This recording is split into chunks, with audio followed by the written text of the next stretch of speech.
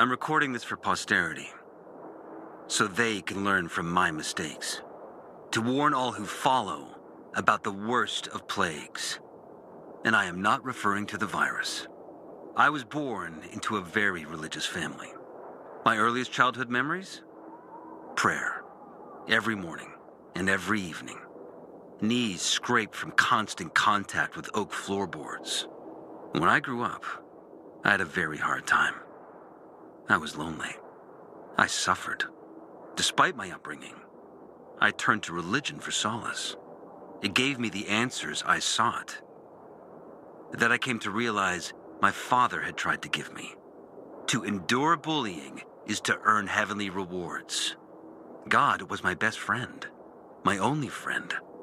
I talked to him every day, and I believed that he listened to me and answered and loved me too. I felt like I owed him a debt. That's why I enrolled in seminary. I think I became a fanatic in a way. The urge to spread his teachings, convert others. It was not about God. It was about my own shortcomings. It was about me. There was something unhealthy about it. And dangerous.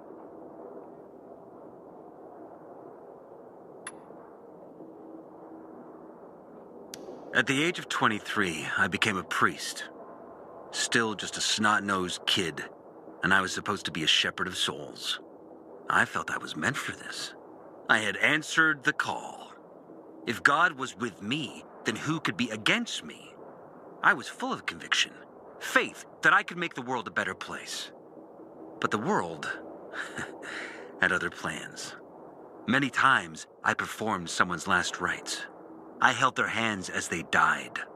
And in that last moment, in the millisecond before their last breath, I saw in them relief.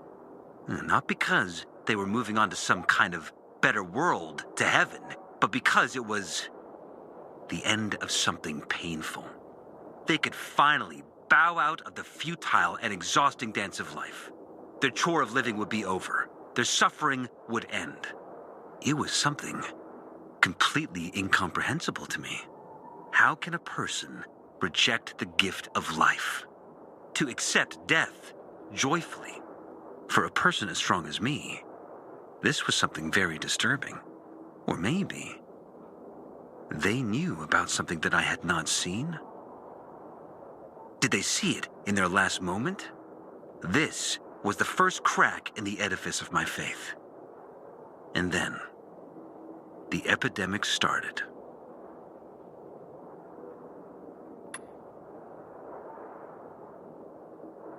There's a term for what came next. A crisis of faith. And with me, it started long before the epidemic. But when people started to turn into monsters, when city after city was eaten by darkness and poison, I started to wonder, where is God?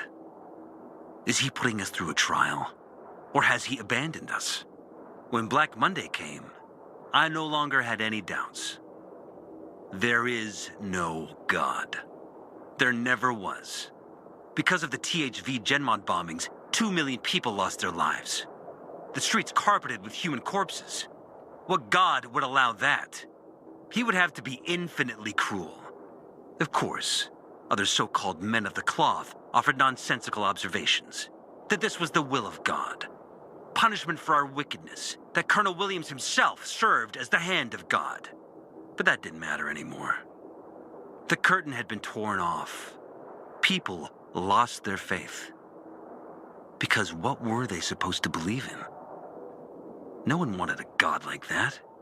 And in that moment, to my own surprise, I felt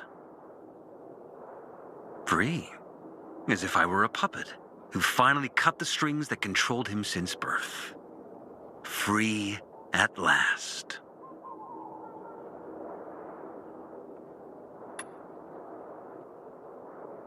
After the Black Monday massacre, most people lost their faith. So did I.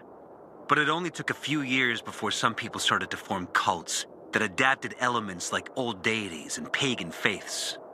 They even started performing sacrifices, thinking someone would send them rain. People need shackles. They want to be controlled, lied to. They want someone to tell them how to live, what to do and what not to do. They prefer this to taking responsibility for their choices. Some researchers think religion is a linguistic virus that alters brain function and suppresses the ability for critical thinking. I repeated the same trite phrases for years, not thinking for a second about what I was actually saying. And what I was saying was mostly about instilling a feeling of guilt. It all dripped in evil, punishment, penance. Disgusting, oppressive baggage pressing you down into the dirt. But I tossed it off, as did thousands of others. The epidemic was a tragedy, but also a tremendous opportunity. An opportunity to fully free oneself from the bonds of religion, to stop believing in fairy tales and instead believe in yourself. That's what Francoise used to say, and I supported her vision. I joined her movement. Together, we can create a new community based on reason, mutual respect, empathy, and cooperation. One with room for everyone, including you.